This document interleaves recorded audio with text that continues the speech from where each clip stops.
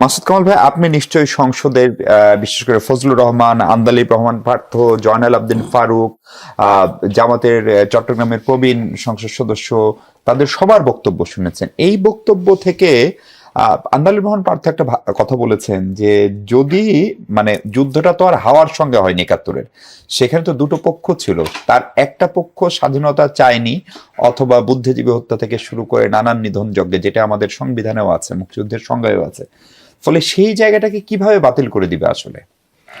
বলতে হলো উনি সংসদে যারা আছেন তাদেরকে রাজাকারের বাচ্চা বলেন নাই। এক্স্যাক্টলি। উনি বলেছেন যে আগে উনাকে বাসার সামনে যখন নাকি বিভিন্ন রকম মব টপ করা হয়েছিল উনাকে নিয়ে, তখন যে সমস্ত কথা বলা হয়েছিল, তখন উনি ওই প্রসঙ্গে যে বলেছিলেন তাদেরকে আমরা বলেছি এই রাজাকারের বাচ্চারা। ডিটেল ওনাকে উনি যেহেতু ও বলতে, আপনি বলেন, আমি এটাই বলতে চাইছিলাম। বলেন এটা মূল ঘটনা ওখানেই। উনি অনেক কথাই বলেছেন ওখানে। এবং একজন মুক্তিযোদ্ধা হিসাবে দেখেন, আমি নিজেও অনেকদিন ধরে তো সাংবাদিকতা করি, আমি দেখেছি, আমি মুক্তিযোদ্ধাদের সঙ্গে বিভিন্ন সময় মিশেছি, যুদ্ধাহত মুক্তিযোদ্ধাদের দেখেছি, এবং ওদেরকে দেখে আমাদের কি মনে হয়েছে, এই লোকগুলো সবসময় অ্যারোগেন্ট, সবসময়। পরে আবার আমি চিন্তা করছি, এতটা অ্যারোগেন্সি না থাকলে তারা একটা প্রশিক্ষিত বাহিনীর বিরুদ্ধে যুদ্ধই করতে পারতো না, বা দেশটা স্বাধীনই হয়তো হতো না, স্বাধীন হতো না। এবং তাদের এই যে অকুত ভয় একটা অবস্থান, এটা কিন্তু আমি সবসময় অত্যন্ত শ্রদ্ধার চোখে দেখি। আজকে উনি কিন্তু দেখেন ওনার দলের একটা সিদ্ধান্তের বিরোধিতা করেছেন, সেটা হলো যে এই যুদ্ধ অপরাধী যারা অনেক যারা ছিল, যারা মুক্তি ছিল আর রাজাকার ছিল, তাদের ব্যাপারে যে শোক প্রস্তাব আনা হয়েছে, উনি কিন্তু এটা বিরোধিতা করেছেন। এবং এটা একজন মুক্তিযোদ্ধার পক্ষে সম্ভব। উনি যেগুলি বলেছেন, আমি খুব আমি অন্যদের বক্তব্যগুলি শুনি না, কেন ওনার বক্তব্যটি তো অনেক লম্বা ছিল, আমি ওটা খুব মন দিয়ে শোনার চেষ্টা করছি। দু একটা জায়গায় হয়তো না বললেও পারতেন, আমি হলে হয়তো বলতাম না, এরকম অবস্থা। কিন্তু মোটের উপর যে কারণ ওই আমি তো মুক্তিযোদ্ধা না, আমি বলতাম না, আমার ওই সাহসই নাই, আমি হিসাব করে আলাপ করতাম। উনি হিসাব করেন নাই তো, কারণ ওনার ইমোশনটা ওই পর্যায়ে ছিল। ওই ইমোশনটা আমি আপনি বুঝবো না, কারণ আমি ওই ঘটনার মধ্য দিয়ে যাইনি। উনি একটা কথা, দুর্দান্ত একটা কথা বলছেন যে 1971-এর 16ই ডিসেম্বরের আগে এই রাজাকাররা যদি আমার নেতা জিয়াউর রহমানকে হাতে পাইতো তাকে মেরে ফেলতো, জিয়াউর রহমান সেক্টর কমান্ডার ছিলেন, মুক্তিযোদ্ধা ছিলেন, তাকে মেরে ফেলতো। তো এটা তো সত্য কথা।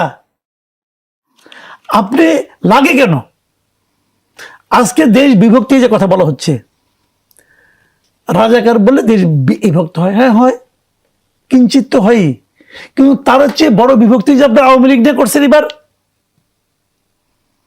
করেন নাই। এর চেয়ে বড় বিভক্তি দেশে কখনো হয় নাই। সবচেয়ে বড় বিভক্তি এইবার করা হয়েছে। শেখ হাসিনাও করছে বিভক্ত দেশকে। শেখ হাসিনাও কিন্তু বিএনপিকে ঠেলতে ঠেলতে এমন এক জায়গায় নিয়ে গেছে, নিয়ে যে এমনকি তারা শেখ হাসিনা এই কথাও বলছে যে জিয়াউর রহমান নাকি আইএস এর এজেন্ট। বলছে তো, এটা বলছে কেন? উনিও দেশটাকে বিভক্ত করছেন, উনিও জামাত ইসলামকে ঠেলতে ঠেলতে এক কোণায় নিয়ে গেছেন, এবং শেষ দিকে এসে নিয়ে জামাতকে নিষিদ্ধও করছেন। উনিও দেশকে বিভক্ত করছেন। কিন্তু সেই বিভক্তি এইবার আইন করে যে বিভক্তি করা হয়েছে, এর কাছে কিছুই না। তো এই বিভক্তি আপনি করতে পারবেন, তখন কিছু বলা যাবে না। মানে আওয়ামী লীগ নিষিদ্ধের কথা বলছে। অবশ্যই অবশ্যই এটা করা ঠিক হয়নি, অধ্যাদেশ করা ঠিক হয়নি, আইন করা ঠিক হয় নাই। এত বড় একটা দলকে এরকম নির্বাহী আদেশে কার্যক্রম স্থগিত করা এ ঠিক না। বিচার করবেন, করেন বিচার, বিচার করেন, বিচার সম্পন্ন আগ পর্যন্ত তাদের কার্যক্রম নিষিদ্ধ কেন?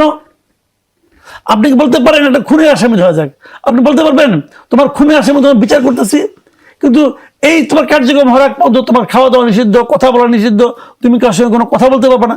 পারবেন এটা? ওটা তো বিচার, তো বিচার যখন করবেন তার মানে কি ইউ আর নট শিওর। উনি নির্দোষ হইতে পারে, আওয়ামী লীগের রাজনীতি নিষিদ্ধ নাও হতে পারে এই বিচারে। তো বিচারে তাড়াতাড়ি শুরু করেন না কেন? শুরু তো করতেছেন না আপনি। কাজেই এইগুলি বলে আপনি আলটিমেটলি করছেন কি, দেশটাকে বিভক্ত করছেন আপনারা।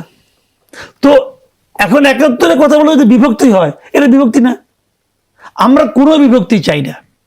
আমার কথা হলো কি, 71-এ যারা অপরাধী ছিল তাদের বিচার করেন, বিচার নামে প্রহসন করেন না। যে বিচার হয়েছে ওটাও নিয়ে আমার আপত্তি আছে। বিচার নামে প্রহসন করেন না। একজন দুজন, যদি আপনি মনে করেন 10 জনের বিচার করলেন, যদি একজনের বিচার নিয়ে সন্দেহ হয় তাহলে বুঝতে হবে 10টা নিয়ে লোকে সন্দেহ করতে পারে। কিন্তু বিচারটা বিচারের মতো করেন, ন্যায় বিচার হোক। ন্যায় বিচার হোক, দোষীর শাস্তি হবে। এইবার মনে করেন এই আন্দোলন হয়ে গেছে, এই আন্দোলনের পরে যারা যারা দায়ী তাদের প্রত্যেকের বিচার করেন।